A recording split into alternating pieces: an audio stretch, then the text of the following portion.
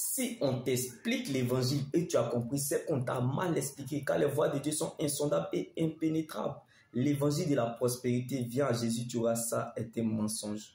L'évangile de la facilité qu'on t'a prêché est une pire malédiction. Car lorsqu'on compte sur Dieu et dépend de sa parole, on ne s'attend pas à la facilité, mais on se sent à l'aise dans l'épreuve. Car l'épreuve nourrit la foi et la foi nourrit Dieu. Donc l'évangile de Jésus va t'emmener sur les sentiers, bien-aimé, comme Zacharie pensait à sa vieillesse dans son humiliation. D'où les gens vont te dire, tu n'as jamais été chrétien. Tu n'es pas de Dieu. Tu n'es pas converti. Comme Élisabeth regardait à sa honte dans sa stérilité. Pour toi là, c'est une malédiction.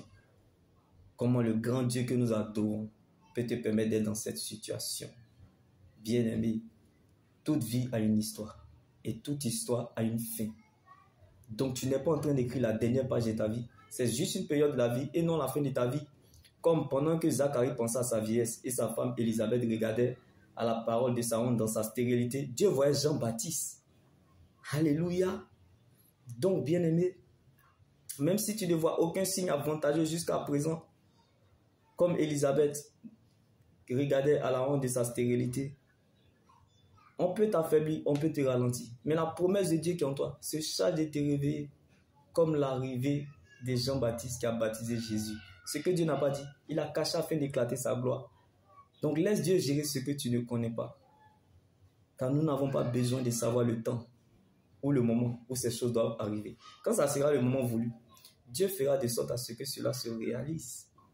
Car lorsque Dieu t'attend la tête, il compte sur lui-même pour t'accompagner. Alors, tant que tu n'es pas encore arrivé à l'accomplissement de ce que Dieu a dit sur ta vie, même si tu gémis, tu pleures, tu te décourages, chargé, fatigué, même si tu appelles la mort va venir. Et la mort va te dire, Élisabeth dans ta honte, ou Zacharie dans ton humiliation. Pas toi. Parce que tu es né pour accomplir un mandat divin. On ne meurt pas sans ça. Tu es né pour ça.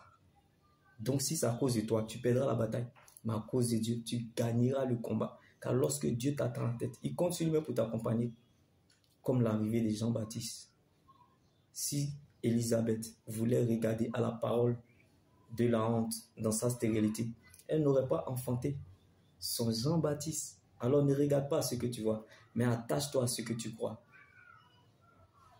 Car bien aimé, la foi, elle ne regarde pas à ce que l'on cherche, espère ou attend. Comme Élisabeth regardait à la honte de sa stérilité. Mais elle voit à ce que l'on prépare. Alors réjouis-toi et prépare-toi, car bientôt tu casseras la démarche dans le nom de Jésus-Christ, comme l'arrivée de Jean-Baptiste, bien-aimé.